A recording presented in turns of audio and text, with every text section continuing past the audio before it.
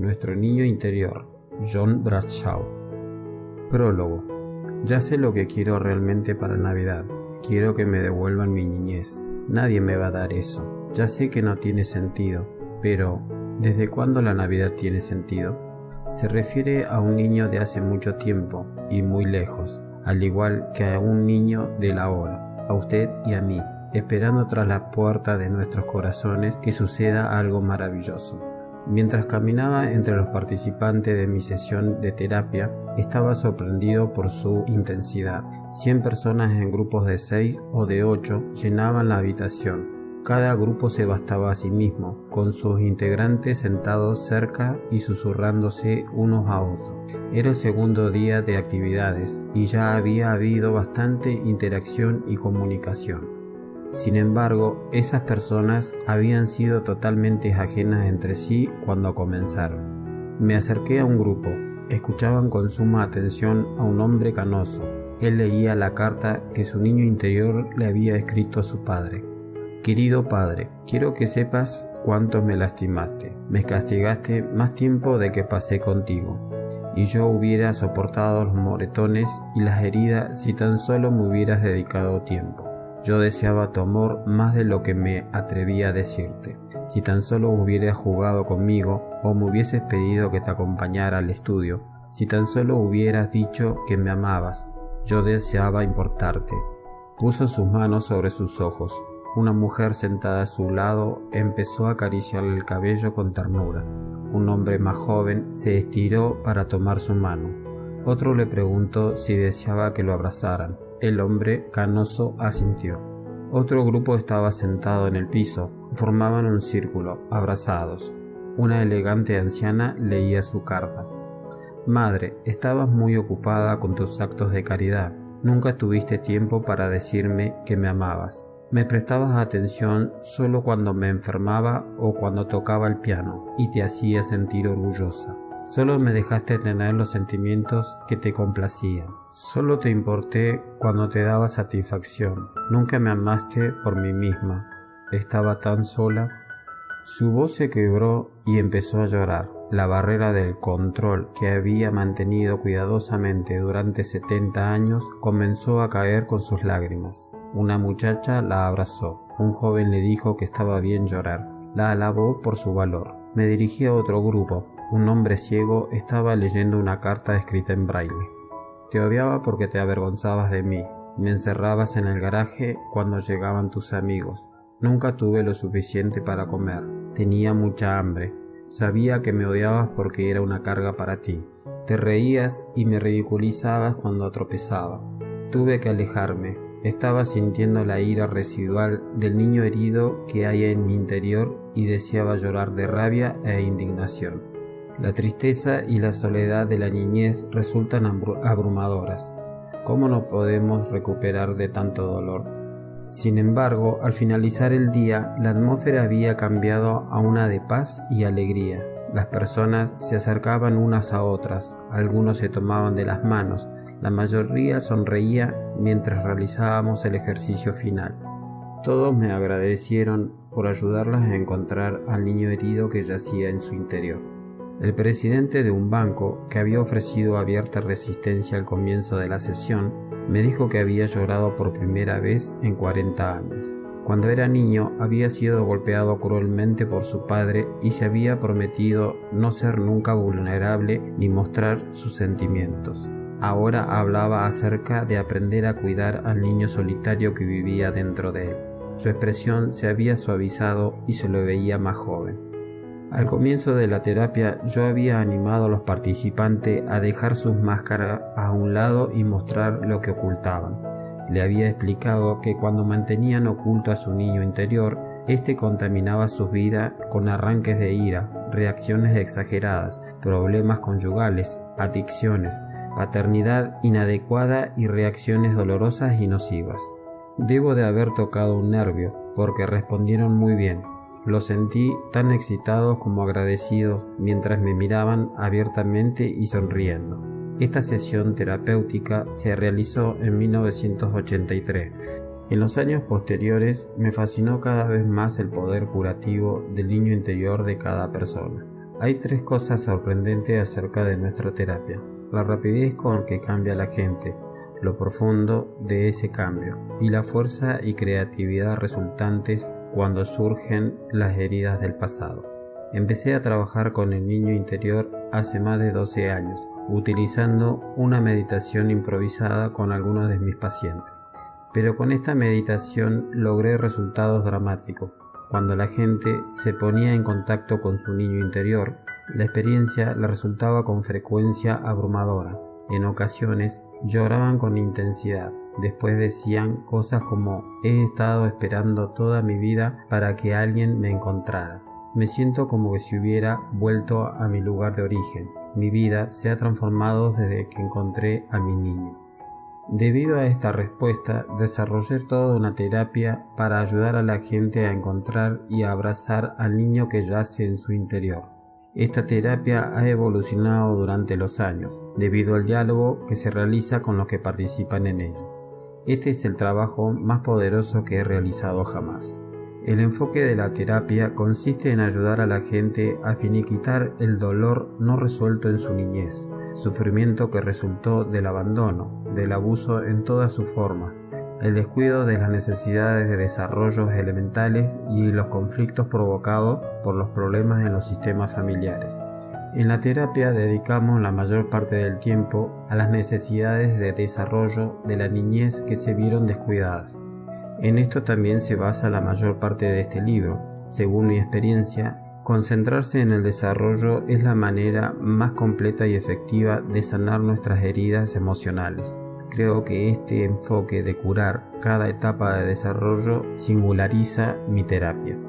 Durante la terapia, escribo las dependencias normales de la niñez. Si esas necesidades no son satisfechas, tendemos a llegar a la edad adulta con un niño herido en nuestro interior. Si se hubieran satisfecho las necesidades de la niñez, no nos hubiéramos convertido en niños adultos. Después de delinear las necesidades de una etapa particular, los participantes forman grupos. Por turnos se convierten en el objeto de trabajo.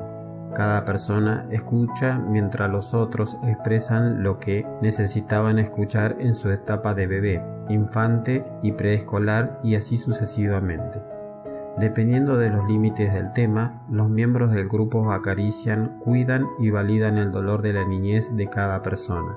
Cuando esta persona escucha una frase que necesitaba escuchar pero de la que careció durante la niñez, por lo general comienza a sollozar, ligera o intensamente. Al final de la terapia, todos han realizado una parte del rescate de su dolor.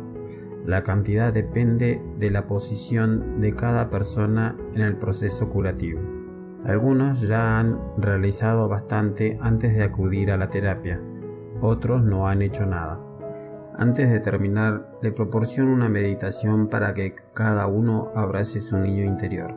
En ese momento, muchas personas sienten una descarga de emociones intensa. Cuando los participantes dejan la terapia, los animo a que le dediquen un poco de tiempo diariamente a dialogar con su niño interior. Cuando las personas han recuperado y cuidado al niño herido que vive en su interior, la natural energía de su niño maravilloso comienza a surgir. Una vez que se integra, el niño interior se convierte en una fuente de regeneración y vitalidad. Carl Jung lo llamó el niño maravilloso, nuestro potencial innato para explorar, asombrarnos y ser creativos. Esta terapia me ha convencido de trabajar con el niño que vive en el interior de uno. Es la manera más rápida y poderosa de realizar cambios terapéuticos. Este efecto casi inmediato sigue sorprendiéndome. Normalmente permanezco escéptico hacia cualquier tipo de alivio rápido, pero este trabajo parece comenzar un proceso de cambios duradero. Al dar su opinión 1 o 2 años después de la experiencia, muchos participantes afirman que la terapia cambió su vida. Yo estaba agradecido, pero también confundido. Realmente no sabía por qué el trabajo causaba tanto impacto en algunas personas y apenas afectaba a otras. Mientras buscaba la explicación, empezó a surgir una imagen. Primero consulté la obra de Eric Berne, el genio creativo del análisis transaccional. Esta teoría enfatiza el estado del ego del niño, con lo que se refiere al espontáneo niño natural que alguna vez fuimos. También describe la forma en que el niño natural se adaptó a las presiones de su inicial vida familiar. El niño natural o maravilloso está presente cuando usted se encuentra con un viejo amigo, cuando se ríe a mandíbula batiente, cuando es creativo y espontáneo, cuando se siente impresionado ante un paisaje maravilloso. Niño herido o adaptado está presente cuando usted se niega a pasar una luz roja aunque esté obviamente descompuesta, o pasa de largo porque no hay nadie a la vista y piensa que no es importante. Otras actitudes de niño lastimado incluyen la explosión de ira, el ser abiertamente educado y obediente, hablar con voz infantil, manipular a los demás y poner mala cara. En el capítulo 1 especificaré las diversas formas en que el niño herido que vive en nuestro interior afecta nuestra vida adulta.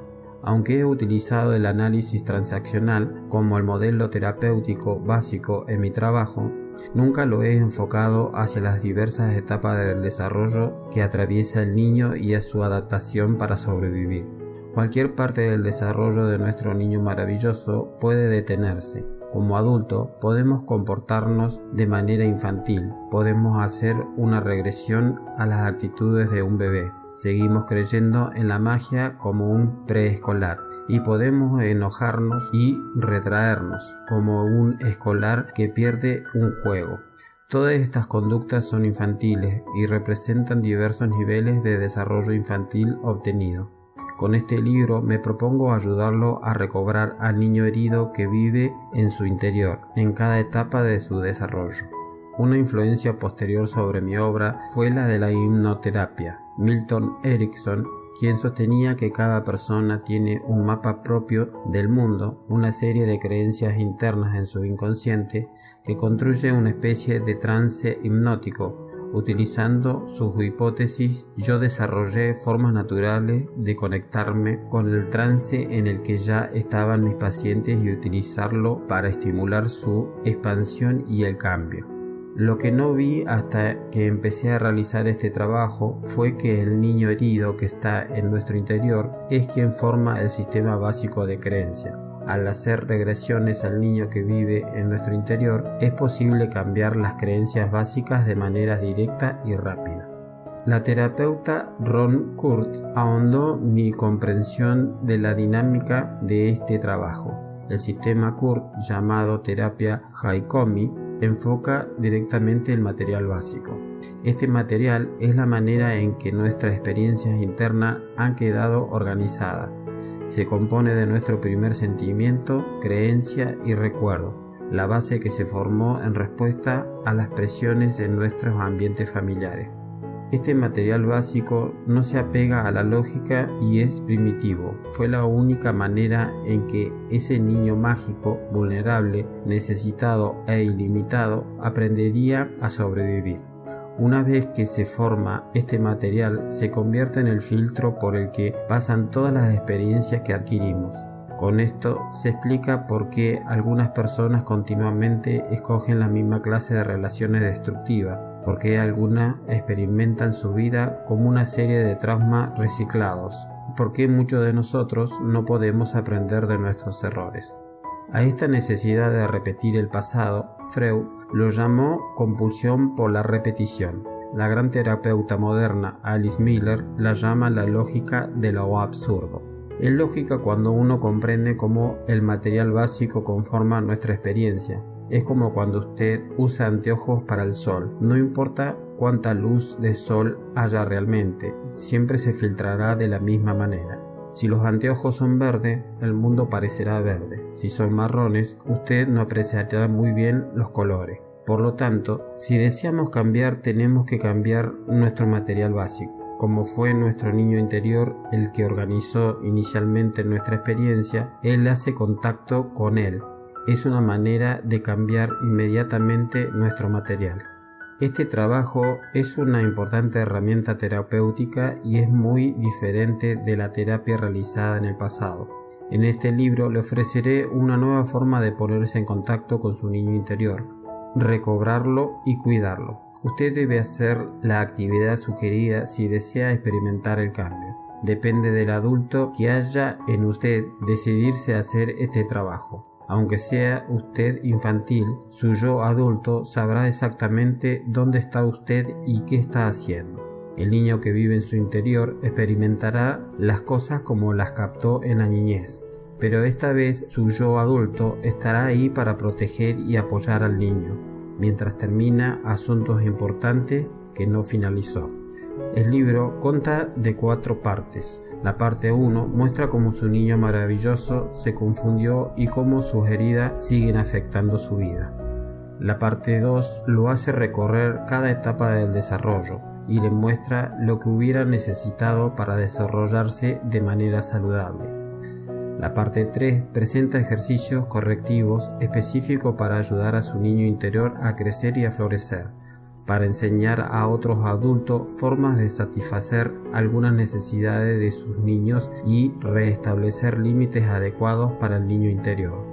La parte 4 muestra cómo surge un niño maravilloso mientras sana el niño herido.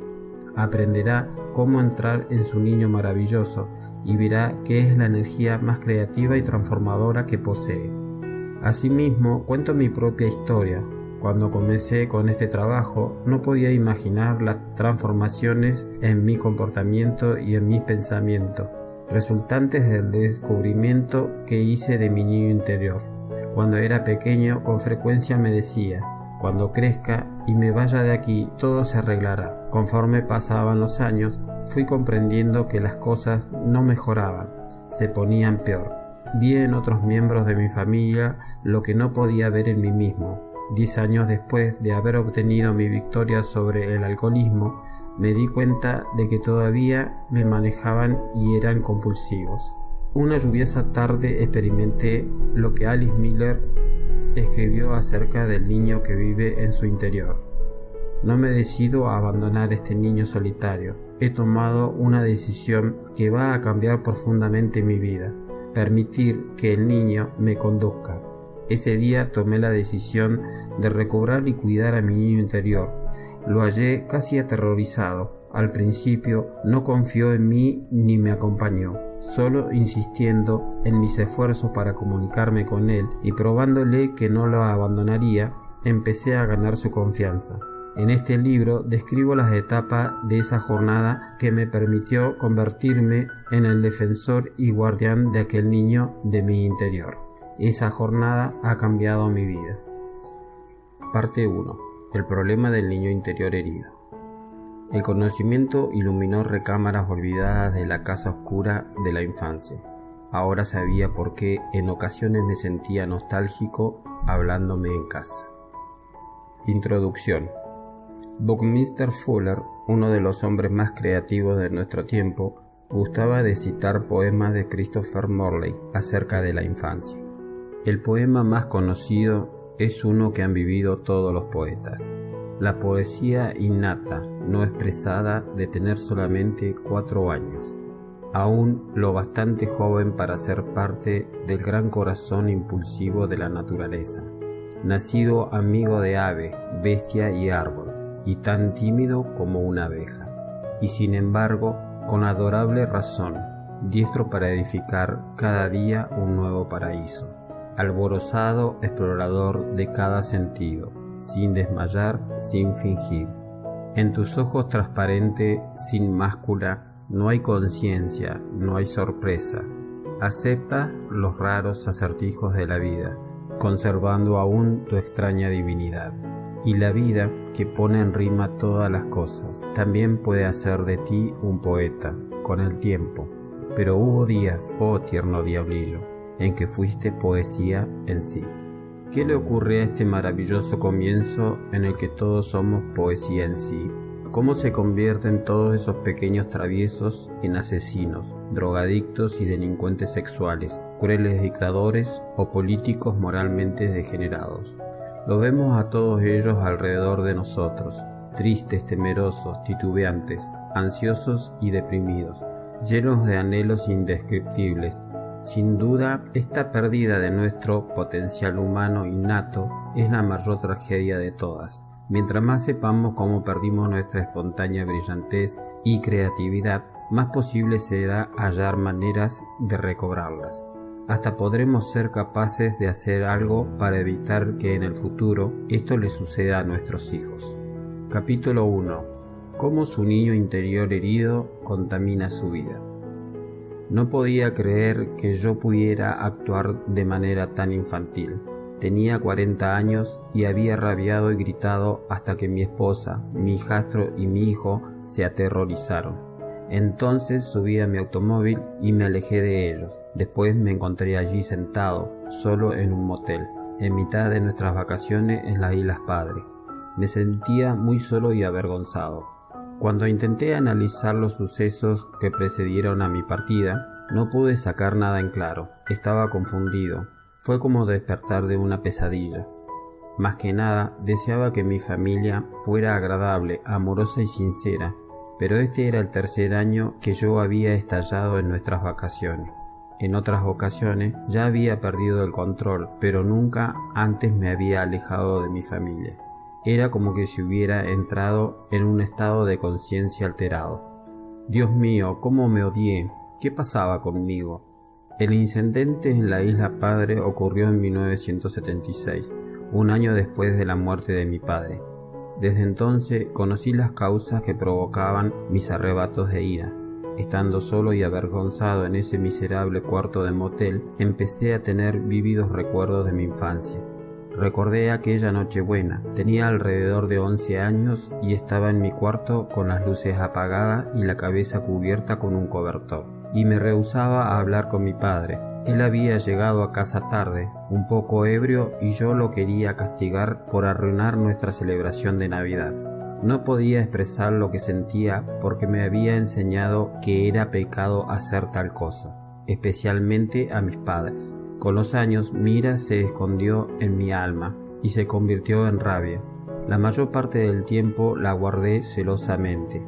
Yo era un sujeto simpático, el padre más agradable que hubiera existido, hasta que no pude soportar más. Entonces me convertí en Iván el Terrible.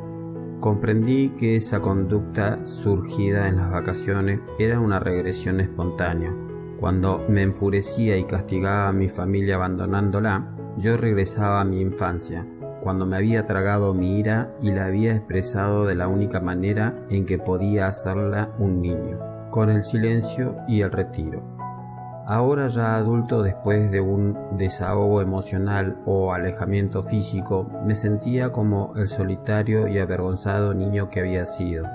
Ahora lo entiendo. Cuando el desarrollo de un niño se frustra, cuando los sentimientos se reprimen, especialmente la ira y el dolor, este se convertirá físicamente en un adulto, pero su interior permanecerá en ese niño airado y herido.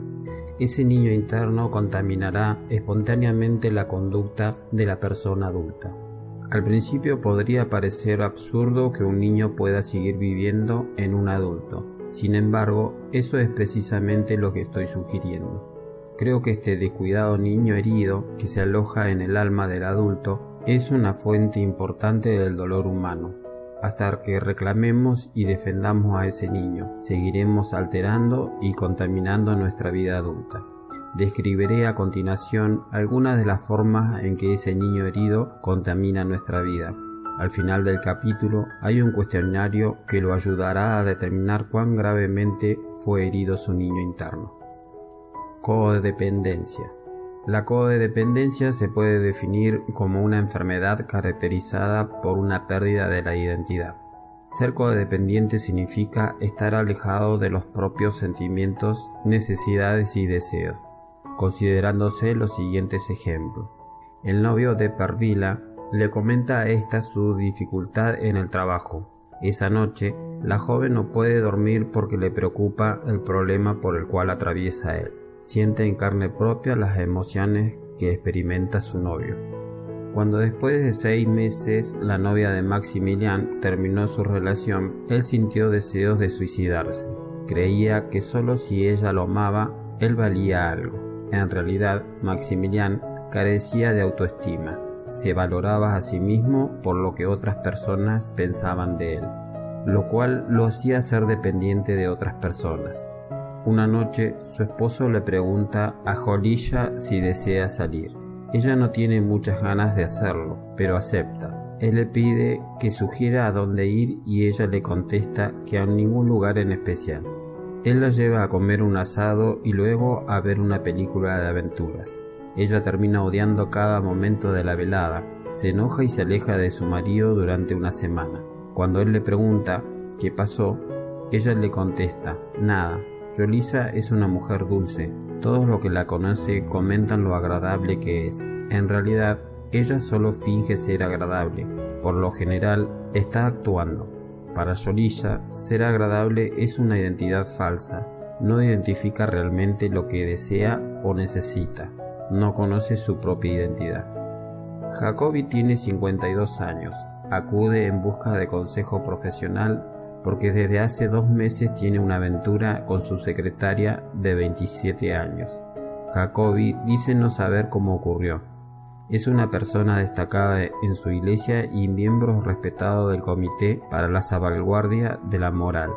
Encabezó la lucha contra la pornografía en su ciudad y participa como actor en una representación religiosa.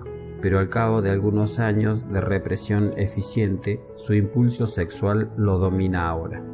Vikaine se preocupa mucho por la obesidad de su esposa. Ha restringido su vida social porque le incomoda que sus amigos vean a su cónyuge. Vikaine no sabe dónde termina él y dónde comienza su esposa.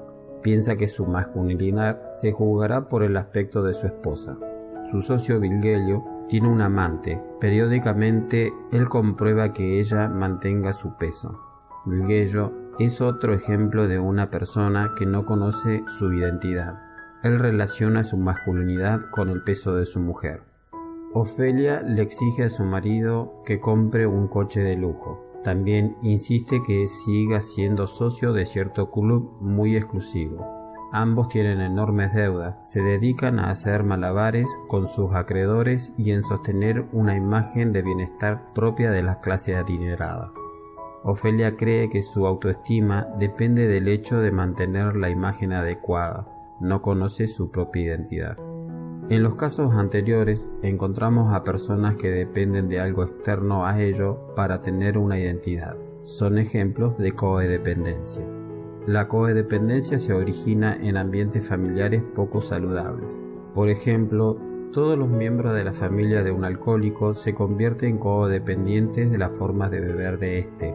Como ese vicio amenaza a cada miembro, la familia se adapta a la situación permaneciendo en constante alerta. De hecho, la adaptación a la tensión debería ser un estado temporal, pero en realidad tiende a volverse crónica. Con el tiempo, una persona que vive con la angustia crónica de la conducta alcohólica pierde contacto con sus propios sentimientos, necesidades y deseos. Los niños necesitan seguridad y una orientación positiva de las emociones para entender sus propias señales interiores. También requieren ayuda para aprender y a separar sus pensamientos de sus sentimientos. Cuando el ambiente familiar está lleno de violencia emocional, física o sexual, el niño debe concentrarse solamente en su entorno.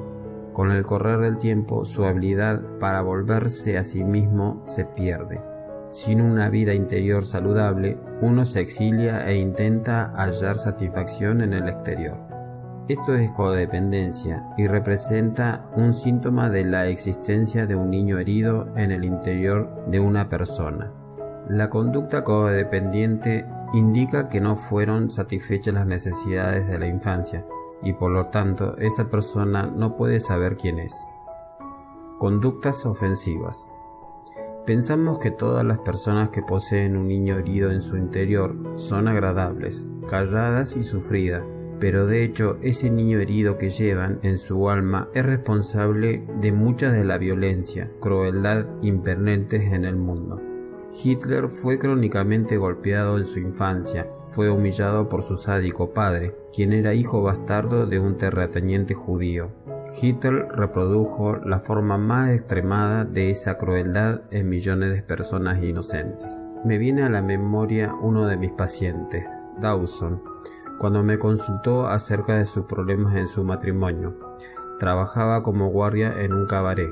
Me comentó que al principio de la semana le había fracturado la mandíbula a un individuo. Describió apasionadamente cómo el hombre se había comportado como un bravucón y lo había obligado a hacerlo.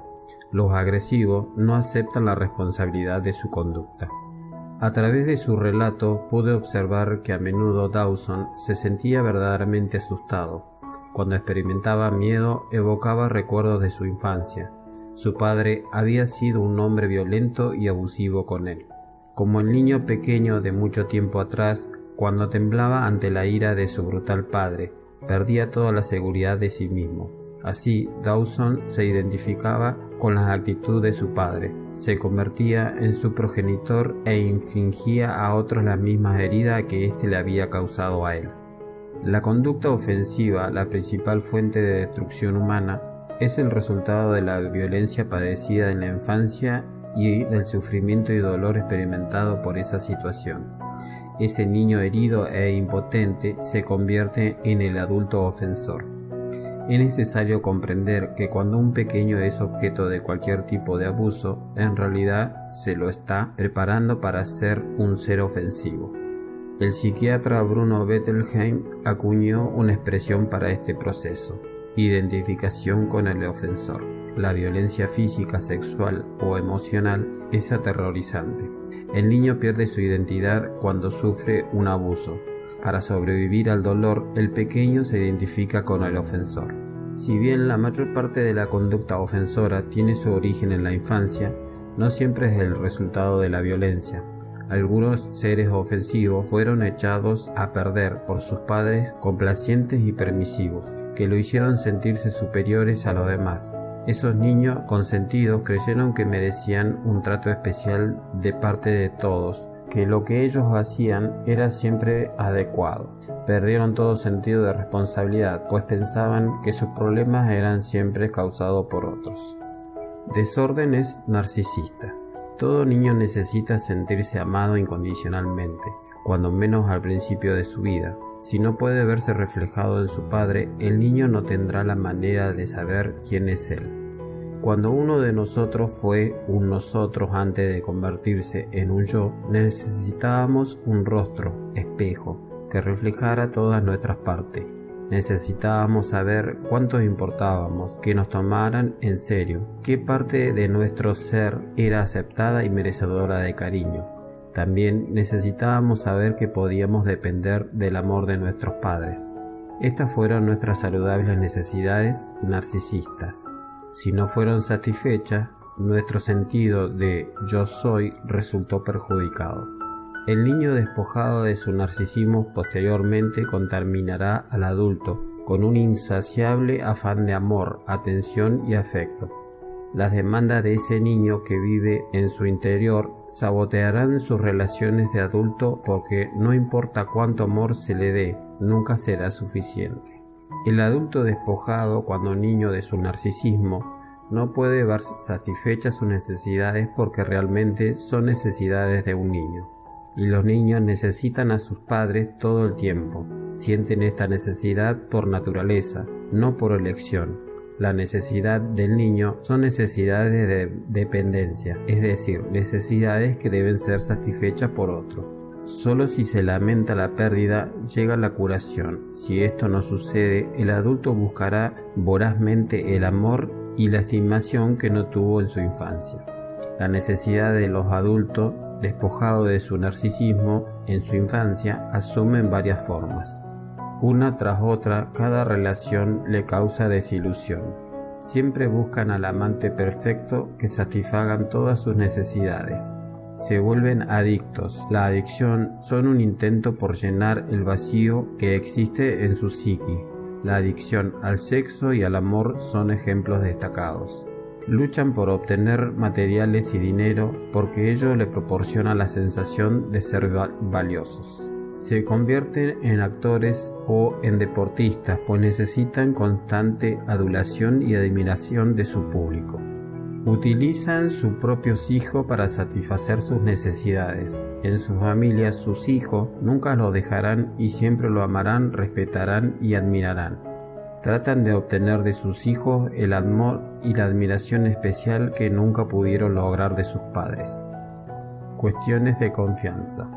Cuando los padres o tutores no inspiran seguridad, se desarrolla en los niños un profundo sentido de desconfianza. El mundo parece un lugar peligroso, hostil, impredecible. Por lo tanto, el niño debe estar siempre alerta y tener todo bajo control. Piensa que si yo lo controlo todo, entonces nadie me podrá sorprender descuidado y lastimarme. El control se convierte en adicción. Uno de mis pacientes temía tanto perder el control de sus actividades que trabajaba cerca de 100 horas por semana. No podía delegar autoridad porque no confiaba en que otros hicieran su trabajo. Acudió a mí cuando su colitis ulcerosa se agravó tanto que tuvo que ser hospitalizado. Otra paciente mía estaba perturbada porque su esposo le había pedido el divorcio. Todo se había desencadenado cuando ella cambió el teléfono que él había instalado en su automóvil. Su marido se quejó de que no importaba lo que él tratara de hacer por ella, nunca la hacía bien. Su esposa siempre tenía que alterar lo que él había hecho. En otras palabras, ella no estaba satisfecha a menos que las cosas se hicieran a su modo. La locura por controlar todo causa severos problemas. No hay manera de intimar con un cónyuge que desconfía de uno. La intimidad exige que cada uno acepte al otro tal cual es. También existe el problema inverso de confiar en extremo en los demás. Uno cede todo el control y confía en una manera tonta. Se aferra a los demás y los estima en demasía. Uno se sumerge en la soledad y el aislamiento y erige muralla para los que desean entrar.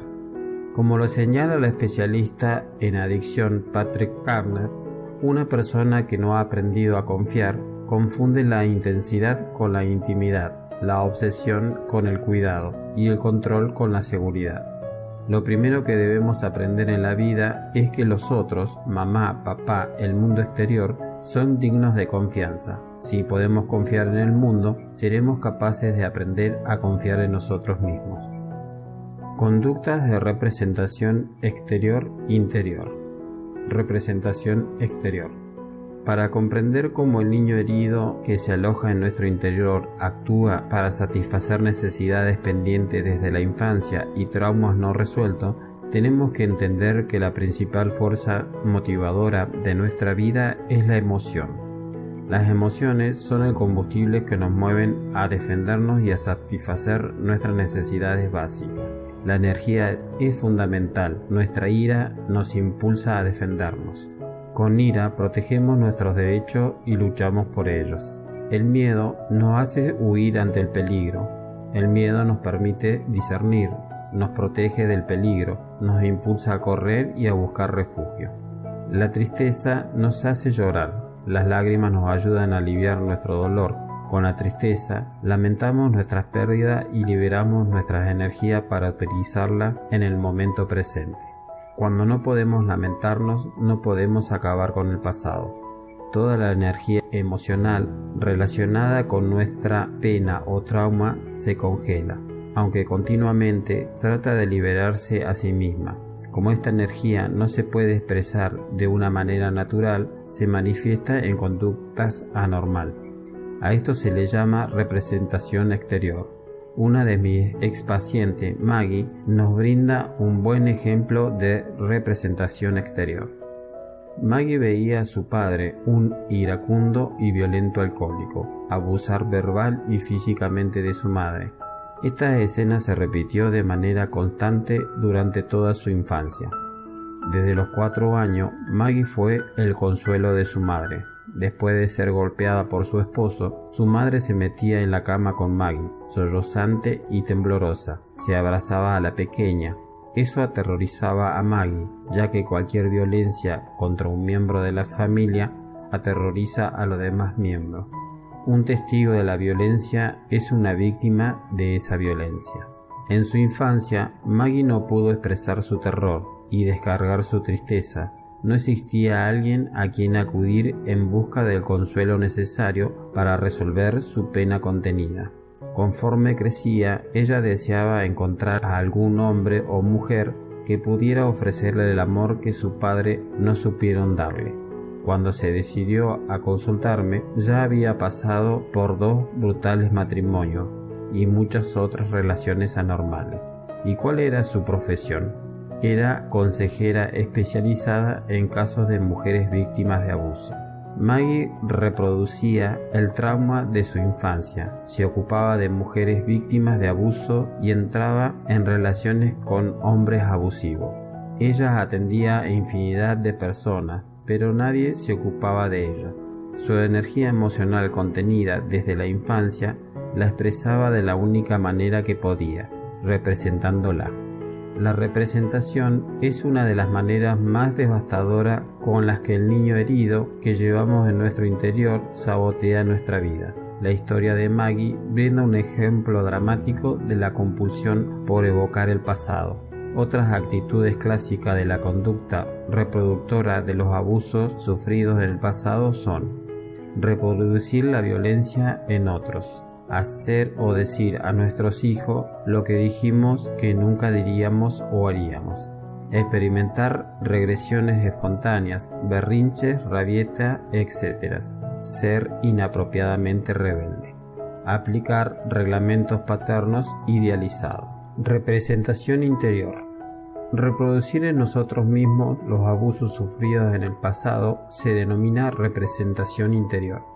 Nos castigamos a nosotros mismos en la forma en que nos reprimían en la infancia. Conozca a un hombre que se castiga a sí mismo siempre que comete un error. Se hace reproches tales como: idiota, ¿cómo puede ser tan torpe? En varias ocasiones lo he visto golpearse en la cara con el puño. Su madre lo golpeaba en el rostro con el puño cuando él era un niño. Las emociones que no se liberó en el pasado a menudo se vuelven contra uno. Por ejemplo, a Joe nunca le permitieron expresar su ira cuando era niño. Sentía mucha rabia contra su madre porque ésta nunca le permitía hacer nada solo. Cuando empezaba a hacer algo, llegaba a ella y le decía alguna frase como: «Mamá necesita ayudar a su pequeño perezoso», o «lo está haciendo bien, pero mamá te ayudará». Joe relató que, aún siendo adulto, ella hacía cosas por él. Joe aprendió a ser obediente y desde pequeño supo que expresar la ira era pecado. De este modo encauzó hacia su interior toda la rabia que generaba. El resultado fue que se sentía deprimido, apático, inepto e incapaz de realizar las metas de su vida. La energía emocional que no fluye hacia el exterior puede causar graves problemas físicos, incluyendo desórdenes intestinales, dolores de cabeza, dolor de espalda y de cuello, severa tensión muscular, artritis, asma, ataques cardíacos y cáncer. Ser propenso en los accidentes es otra forma de representación interior. Uno se inflige castigo a sí mismo mediante los accidentes. Creencias mágicas. A los niños les agrada lo mágico. Piensan que a través de ciertas palabras, gestos o conducta, la magia puede transformar la realidad. Con frecuencia, padres equivocados refuerzan el pensamiento mágico de sus hijos. Por ejemplo, si usted asegura a los niños que su conducta es directamente la responsable de los sentimientos de otra persona, le está inculcando pensamientos mágicos.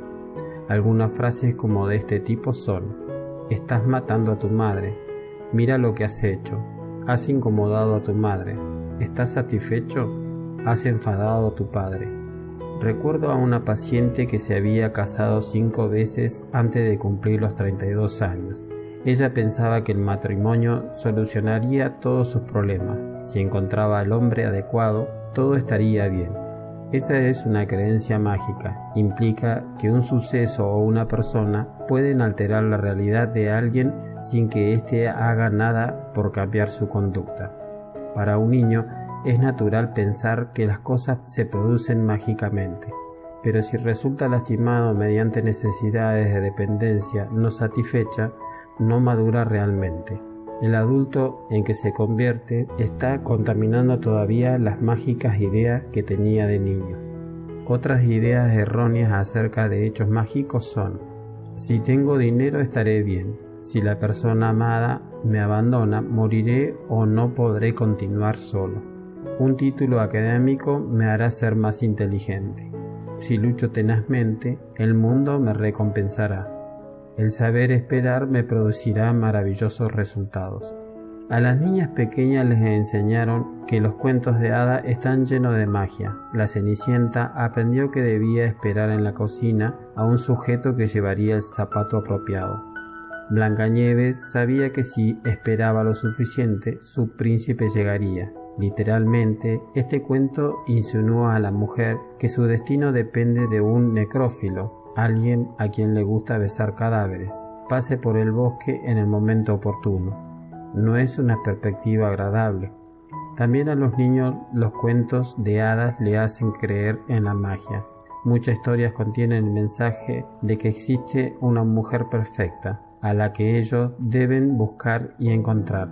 En esta búsqueda deben viajar lejos, recorrer lugares tenebrosos y enfrentarse a peligrosos y temibles dragones. En algún momento él sabrá, sin lugar a duda, cuándo ha encontrado a su pareja. Por eso muchos hombres están inquietos ante el altar.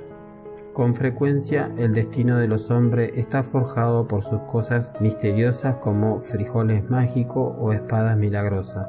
Hasta tiene que ver con la búsqueda de ranas. Si alguno tiene el valor de besar una de ellas, ésta se puede convertir en una princesa.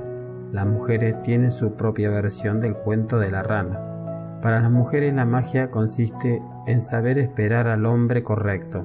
Para el hombre es una búsqueda interminable de la mujer adecuada. Los cuentos de hadas operan en un nivel simbólico y mítico. No se basan en la lógica y, como los sueños, hablan a través de imágenes. Cuando nuestro desarrollo se efectúa sin complicaciones, conseguimos que el niño que llevamos en nuestro interior capte el significado simbólico de estas historias. Pero cuando nuestro niño interior está lastimado, aceptas estas historias literalmente. Como adultos que desconocen la existencia de ese niño, esperamos o buscamos el feliz final de estas historias. Difusiones de la intimidad. Muchos adultos albergan en su interior frustraciones infantiles. Se mueven entre el miedo al abandono y el temor a quedar entrampados. Algunos están permanentemente aislados por su miedo a ser agobiados por otra persona. Otros se niegan a dejar uniones nocivas por su terror a estar solo. La mayoría fluctúa entre los dos extremos. Herkimer posee su propio sistema de relacionarse. Es consciente en enamorarse locamente de una mujer. Una vez que logra intimar, empieza a distanciarse de ella, para las cuales reúne poco a poco una lista de errores. Esos errores generalmente son pequeñas alteraciones de la conducta del carácter. Herkimer proporciona pequeñas riñas alrededor de esas alteraciones. Su compañera, por lo común, se enoja, se aleja unos 2 días, luego se reúnen y hacen el amor apasionadamente, experimentando profunda intimidad. Esta situación perdura hasta que él se siente otra vez abrumado e inicia otra pelea para provocar el distanciamiento. Atenea, de 46 años, no ha salido con ningún hombre en 15 años. Su verdadero amor falleció en un accidente automovilístico. Ella afirma que cuando él murió prometió no tocar más a otro hombre, por lealtad a su novia. En realidad, solo fue su novia durante 3 meses. En su vida adulta nunca se ha acostado con ningún hombre. Su única experiencia sexual la vivió en su infancia, cuando su padrastro abusó de ella durante 5 años. Atenea ha erigido paredes de acero alrededor de la niña herida que posee en su interior. Utiliza el recuerdo de su novio muerto como defensa para no intimar con nadie. Otra mujer a la que atendí ha estado casada durante 30 años, sin involucrarse sentimentalmente. Su esposo es un adicto al sexo y ella sabe de 6 aventuras que él ha tenido. En una de esas ocasiones, ella lo atrapó en la cama con su amante. Cuando le preguntó por qué seguía casada, ella me contestó que amaba a su esposo. Esta mujer confunde la dependencia con el amor. Su padre la abandonó cuando tenía 2 años y ella nunca volvió a verlo. Su dependencia, disfrazada de amor, nace de su profundo temor de ser abandonada. En todos los casos mencionados, el problema básico es el niño lastimado que yace en el interior. Este niño interno afecta la intimidad en las relaciones porque no conoce su identidad auténtica. El mayor daño que se le puede infligir a un niño es rechazar su identidad. Cuando uno de los padres no le confirma a su hijo sus sentimientos, necesidades y deseos, está rechazando la identidad auténtica del niño. Así se establece una identidad falsa. Para creer que lo aman, el niño lastimado se comporta como piensa que debe hacerlo. Con los años, esta identidad falsa se desarrolla y se refuerza por la necesidad del sistema familiar y por los papeles del sexo en la cultura. Gradualmente, la identidad falsa toma el lugar de la persona. Esta olvida que esa identidad falsa es una adaptación y se comporta como si no fuera ella quien dirige su vida. Es imposible intimar con alguien que no conoce su identidad. ¿Cómo compartir algo con alguien si uno no sabe realmente quién es? ¿Cómo puede alguien conocernos si nosotros mismos no nos conocemos? Una manera de formar una identidad es reconocer sus límites, como las fronteras de un país. Nuestros límites físicos nos postergan y nos señalan cuando alguien está demasiado cerca o intenta acercarse de una manera inadecuada. Nuestros límites sexuales nos mantienen a salvo y a gusto. Las personas con límites sexuales débiles con frecuencia practican el sexo con quienes no lo desean. Nuestros límites emocionales nos dicen dónde terminan nuestras emociones y dónde comienzan las de los demás. Nos dicen cuándo nuestros sentimientos son propios y cuándo son ajenos. También tenemos límites intelectuales y espirituales que determinan nuestras creencias y nuestros valores. Cuando se lastima a un niño mediante abuso o descuido, se viola su límite y él se vuelve temeroso de ser abandonado o cerrado. Cuando una persona sabe quién es, no siente ese temor. Sin tener límites firmes, no podemos saber dónde acabamos nosotros y dónde comienzan los demás. Tenemos problemas para decir que no y para saber lo que deseamos, que son acciones cruciales para establecer una intimidad. Una disfunción en ese sentido posibilita generalmente una disfunción sexual. Los niños que se desarrollan en las familias afectadas quedan dañados en su desarrollo sexual.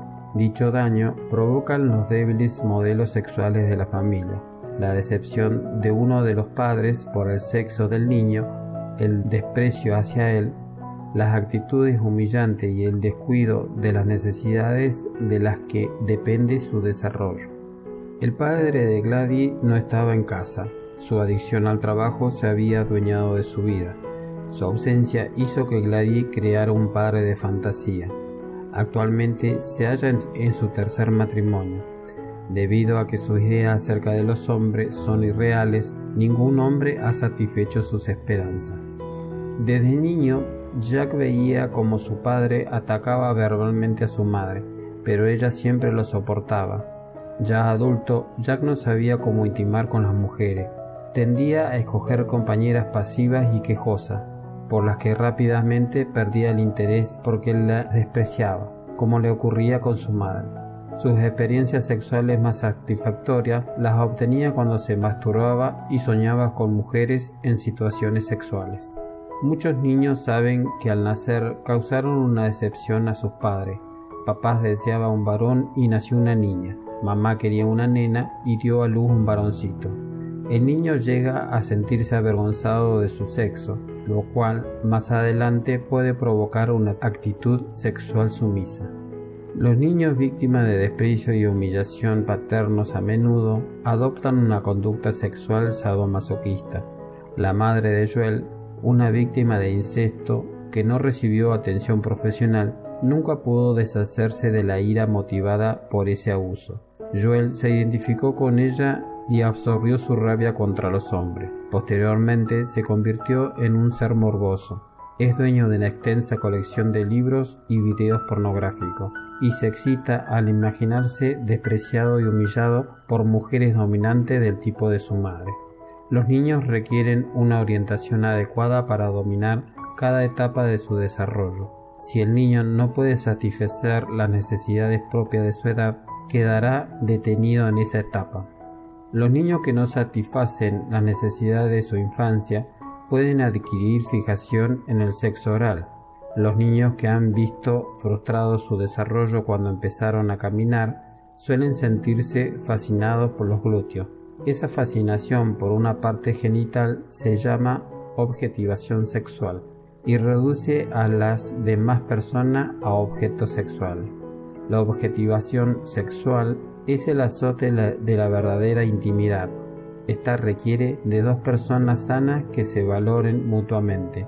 Muchas parejas codependientes se involucran en relaciones sexuales intensamente objetivadas y morbosas. Es la única forma en que el niño herido que llevan dentro de sí se sienta enlazado. Conductas no disciplinadas. La palabra disciplina proviene del latín disciplina, que significa enseñanza.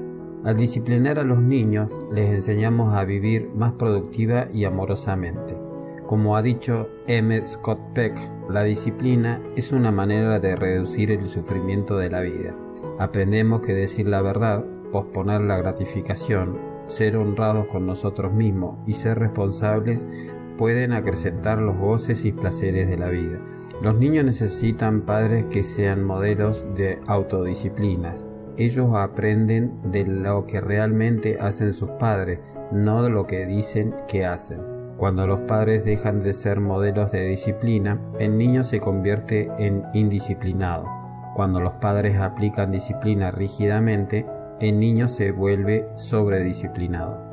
El niño indisciplinado haraganea, es reticente, se rehúsa a aplazar la gratificación, se rebela, es voluntarioso y terco y actúa impulsivamente sin pensarlo. El niño sobredisciplinado es rígido, obsesivo, sobrecontrolado y obediente, complaciente con la gente y está devastado por la vergüenza y la culpa. Sin embargo, la mayoría de nosotros, que poseemos en nuestro interior un niño herido, fluctúa entre la conducta indisciplinada y la sobredisciplinada. Conductas adictivas compulsivas. El niño herido que subyace en nosotros es causa importante de una conducta adictiva. Yo me convertí en alcohólico desde muy joven. Mi padre, también alcohólico, me abandonó física y emocionalmente cuando yo era niño. Sentía que yo no valía nada, porque él nunca estuvo presente y yo no tuve un modelo de conducta para seguir. Nunca me vinculé con él, nunca experimenté lo que era ser amado y apreciado por un hombre. Por lo tanto, nunca me amé a mí mismo verdaderamente como hombre. En mi adolescencia me relacionaba con otros muchachos que no tenían padre. Tomábamos bebidas alcohólicas y nos divertíamos con prostitutas para demostrar nuestra hombría. De los 15 a los 30 años bebí y también consumí drogas. El 11 de diciembre de 1965 dejé de tomar y de consumir droga. No obstante, conservé mi conducta adictiva. Fumaba, trabajaba y comía compulsivamente.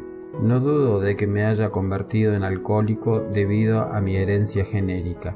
Existen amplias evidencias de que el alcoholismo es una alteración de origen genético, pero el factor hereditario no es suficiente para explicar esta conducta. De ser así, todos los hijos de alcohólicos también lo serían. Obviamente, este no es el caso. Tengo un hermano y una hermana que no son alcohólicos. Me he pasado 25 años trabajando con alcohólicos y drogadictos. Este lapso incluye 15 años de trabajo con adolescentes adictos a las drogas. Nunca conocí una persona adicta exclusivamente a sustancias químicas, pese al hecho de que algunas de estas provocan adicción rápidamente. Fui testigo de cómo los adolescentes se enviciaban con el crack en solo 2 meses. El actor común que siempre encontré en ello fue el niño herido que llevaban dentro de sí mismo. Es la inevitable raíz de toda conducta compulsiva adictiva. Lo comprobé cuando dejé de ser un adicto a la bebida. Comía, trabajaba y fumaba compulsivamente, debido a las necesidades insaciables del niño herido que vivía en mi interior. Como a todos los niños de familias alcohólicas, a mí me abandonaron emocionalmente. Para un niño, el abandono es mortal. A fin de conseguir mis dos necesidades de supervivencia básicas, mis padres están bien y soy importante, me convertí en esposo emocional de mi mamá y en el padre de mi hermano menor. Ayudarla a ella y a los demás me hacía sentir bien. Me hicieron creer que mi padre me amaba, pero que estaba muy enfermo para demostrarlo, y que mi madre era una santa. Con esto escondí la sensación de no valer lo suficiente para que mis padres me dedicaran algo de su tiempo. Vergüenza recurrente. Todo eso lo logré con percepciones escogidas, sentimientos reprimidos y falsas creencias, que se convirtieron en el filtro con el que interpretaba todas las experiencias de mi vida. Ese primitivo sentido de adaptación me permitió sobrevivir mi niñez, pero fue un filtro muy débil para mi supervivencia como adulto. A los 30 años terminé en un hospital como consecuencia de 17 años de alcoholismo. Si advertimos que nuestro niño herido está detrás de la conducta compulsiva adictiva, podemos analizar la adicción en el contexto mucho más amplio. Una adicción tiene una relación patológica con cualquier forma de alteración del humor que tenga consecuencias perjudiciales para la vida. Las adicciones a todo lo que se pueda ingerir son las que más dramáticamente alteran el humor. El alcohol, las drogas y los alimentos tienen un inherente potencial químico que provoca la alteración del humor, pero existen diversas maneras en que los sentimientos pueden ser transformados. Me gusta hablar de las adicciones a la actividad, al conocimiento, a los sentimientos y también a la adicción a los objetos. Las conductas adictivas incluyen el trabajo, ir de compras, el juego, el sexo y los rituales religiosos. De hecho, cualquier actividad puede utilizarse para alterar los sentimientos. Las actividades alteran los sentimientos porque distraen. Las actividades cognitivas son una manera poderosa de evitar los sentimientos. Pensar puede ser una manera de eludirlos. Todas las adicciones tienen un componente radical que se llama obsesión. Los sentimientos mismos pueden ser adictivos. Yo fui adicto a la ira durante varios años. La ira disfrazaba mi dolor y mi vergüenza. Cuando rabiaba, me sentía fuerte y poderoso, más que vulnerable e impotente. Probablemente todo el mundo conoce a alguien adicto al miedo. Los adictos al miedo tienden a ver catástrofe y desastre por todas partes. Siempre están preocupados y vuelven locas a todas las personas. Algunas son adictas a la tristeza y o a las penas. No parecen sentirse tristes, son tristes. Para un adicto a la tristeza, esta se convierte en su propia forma de ser. Las personas que más me atemorizan son los adictos a la alegría. Son los niños buenos obligados a sentirse y estar alegres. Es como si la sonrisa se hubiera congelado en su rostro. Los adictos a la alegría nunca ven nada mal. Sonríen mientras le dicen a usted que su madre falleció. Es pavoroso. Los objetos también pueden crear adicción. El dinero es la cosa más común. Sin embargo, cualquier objeto puede convertirse en una preocupación y por lo tanto en una fuente de alteración del humor. En el fondo, la mayoría de las adicciones, no importa qué factor genérico intervenga, se encuentra el niño herido de la infancia, quien constantemente anhela la satisfacción de sus necesidades. No se requiere estar mucho tiempo junto a un adicto para observar esa conducta en él. Distorsiones del pensamiento. El gran psicólogo del desarrollo Leon Piaget llamó a los niños extraños cognitivos. No piensan como los adultos. Los niños son absolutistas. Esta cualidad del pensamiento infantil se manifiesta por la polaridad de todo o nada. Si no me amas, me odias. No hay término medio. Si mi padre me abandona, todos los hombres me abandonarán. Los niños no son lógicos. Esto se pone en manifiesto en lo que se ha denominado razonamiento emocional. Me siento de cierta manera, por lo tanto las cosas deben ser así. Si me siento culpable, debo ser un niño malo. Los niños necesitan ejemplos saludables para aprender a separar el pensamiento de la emoción, pensar en los sentimientos y sentir el pensamiento. Los niños piensan de manera egocéntrica, por ello personalizan todo. Si mi papá no tiene tiempo para atenderme, debe ser porque no soy bueno, porque hay algo malo en mí. Los niños interpretan así la mayoría de los abusos que sufren. El egocentrismo es una condición natural de la infancia, no un indicio del egoísmo moral. Los niños no son plenamente capaces de considerar el punto de vista de otras personas. Cuando los niños no aprenden a separar los pensamientos de las emociones, al convertirse en adultos utilizan el pensamiento para evitar emociones dolorosas. Separan su cabeza de su corazón, por así decirlo. Dos patrones comunes a dicha distorsión del pensamiento son la generalización y la especialización. La generalización no es por sí misma una forma de pensamiento incorrecta. Todas las ciencias abstractas requieren que aprendamos a generalizar y a pensar de manera abstracta. La generalización se convierte en una distorsión cuando la utilizamos para no pensar en nuestros sentimientos. Existen muchas personas con una sólida formación académica que apenas pueden manejar situaciones de su vida cotidiana. Una forma verdaderamente nefasta de generalizar es dejarnos dominar por el error. Nos aterrorizamos cuando hacemos hipótesis abstractas acerca del futuro. ¿Qué va a pasar si ya no hay dinero en el Fondo de Seguridad Social cuando me retire? Esta inquietud constituye un ejemplo de dicha manera de pensar. Y aunque el pensamiento es hipótesis pura, el que la elabora literalmente se espanta de sí mismo. El niño lastimado que llevamos en nuestro interior piensa con frecuencia de esta manera. Al igual que la generalización, la especialización puede ser una importante capacidad intelectual. No tiene nada de malo pensar de una manera completa y detallada, pero cuando se hace para que nos olvidemos de nuestros sentimientos dolorosos, se distorsiona la realidad de nuestra vida. El comportamiento perfeccionista compulsivo es buen ejemplo de esto. Nos sumergimos en los detalles como una manera de evitar nuestros sentimientos de imperfección. No es difícil encontrar ejemplos de pensamiento egocéntrico. Recientemente, en un avión escuché a una señora confesarle a su esposo que siempre había deseado viajar a Australia. El hombre contestó airado: ¿Qué demonios espera de mí? Me mato trabajando.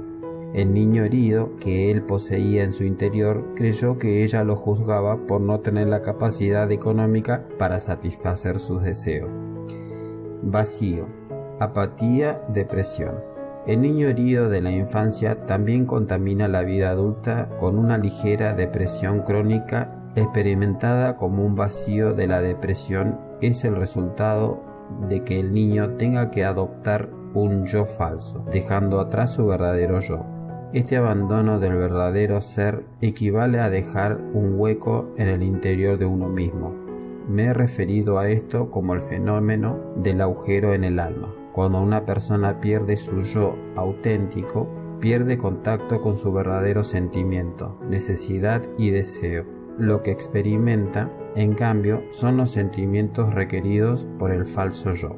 Por ejemplo, ser agradable es un componente común del falso yo. Una mujer agradable nunca expresa ira o frustración.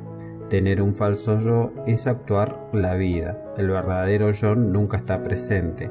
Una persona en recuperación lo describió de esta manera: es como si estuviera tras bambalina viendo pasar la vida. Sentirse vacío es una forma de depresión crónica, ya que uno sufre por la desaparición de su verdadero yo. Todos los adultos padecen cierto grado de depresión crónica. El vacío también aparece en forma apática. Como consejero, a menudo oigo a los adultos quejarse de que sus vidas no tienen significado y no pueden entender por qué a otras personas les entusiasma todas las cosas.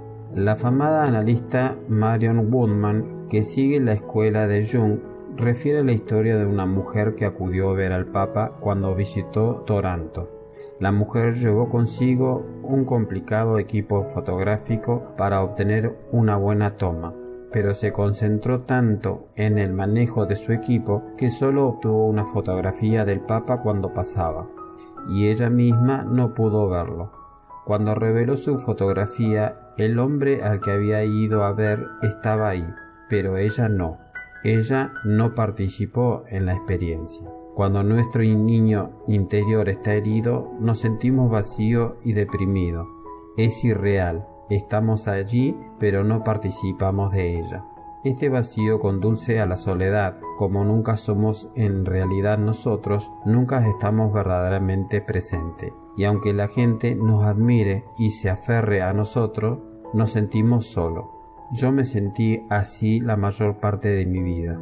Siempre me arreglé para ser líder del grupo que perteneciera. Tenía gente alrededor admirándome y elogiándome. Sin embargo, nunca me sentí verdaderamente vinculado con alguno de ellos. Con esto también explico cómo el niño herido que llevamos en el interior resulta afectado al concentrarse en sí mismo. Los niños afectados que viven en un adulto se abstraen de la contemplación de sí mismo. Su vacío es como un dolor crónico que origina una situación en la que uno piensa únicamente en sí mismo. Como terapeuta, resulta exasperante tratar con el egocentrismo en pacientes de esa naturaleza. He llegado a comentarle a alguno de mis colegas que en alguna de esas personas podría estar presente mientras yo huía de mi oficina en llamas y no obstante eso, me preguntaría: ¿puedo hablar con usted un momento? Esta forma de desestabilización aparece en la mayor parte de las relaciones humanas. Para ayudarlo a determinar el daño que el niño herido que vive en su interior le está causando, conteste con sí o no las siguientes preguntas. Cuestionario del niño herido. Las preguntas de esta sección permitirán conocer en qué grado nuestro niño interior está herido. En el capítulo 2 se incluye un cuestionario más específico que facilitará analizar cada etapa del desarrollo. A. Identidad. 1. ¿Experimento ansiedad y miedo siempre que pretendo desarrollar una actividad nueva? 2. Por lo general trato de complacer a la gente, tipo simpático, amistoso, y no tengo identidad propia. 3. ¿Soy rebelde? ¿Me siento vivo cuando tengo conflicto? 4. En lo más recóndito de mi ser, ¿siento que existe algo de maldad? 5. ¿Soy muy avaro? ¿Me cuesta mucho desprenderme de algo? 6. ¿Me siento insatisfecho como hombre, mujer? 7. ¿Estoy confundido acerca de mi identidad sexual? 8. ¿Me siento culpable cuando tomo una decisión? ¿Preferiría dejar la responsabilidad a otros? 9. ¿Me cuesta trabajo iniciar alguna actividad? 10. ¿Me es difícil concluir los trabajos que inicio? 11.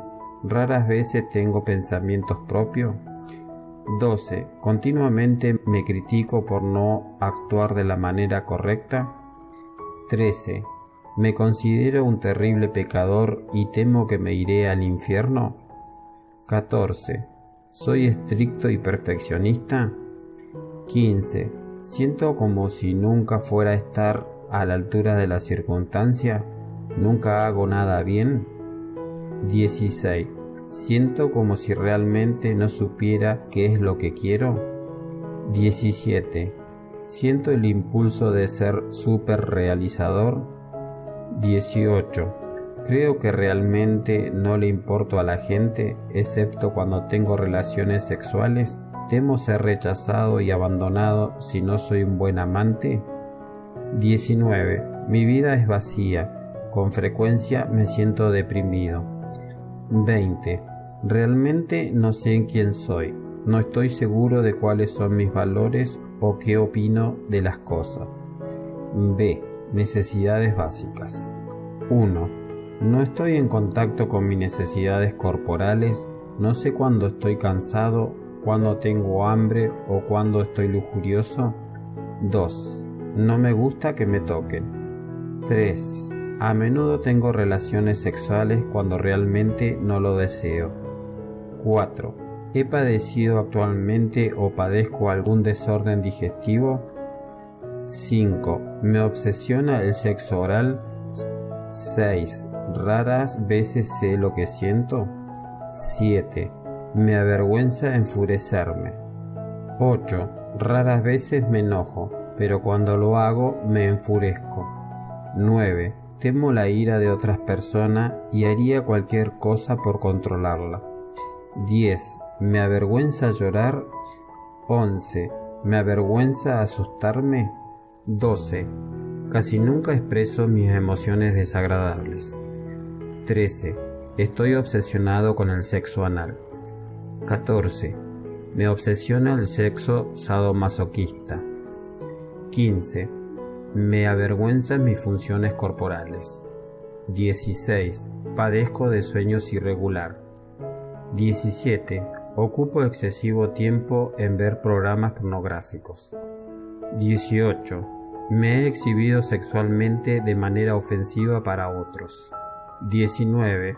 Me atraen sexualmente los niños y me preocupa llevar a la práctica esa tendencia. 20. Creo que el alimento o el sexo es mi necesidad mayor. C. Socialización.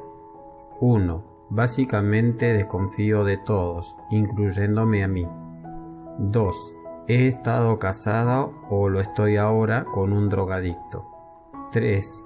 Soy obsesivo y dominante en mi relación. 4. Soy drogadicto. 5. Estoy aislado y temo a la gente, especialmente a las personas con autoridad.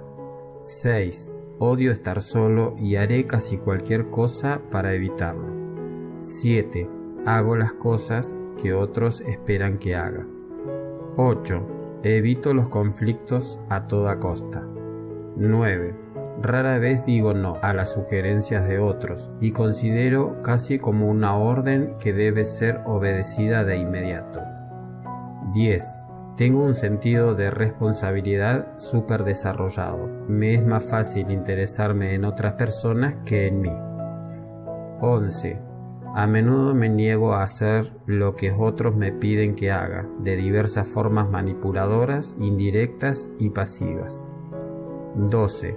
No sé cómo resolver conflictos con otras personas, o bien domino a mi oponente o me alejo completamente de él.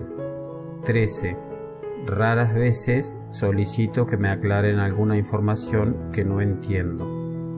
14. Frecuentemente adivino el significado de los comentarios de alguien y respondo basándome en mi suposición. 15.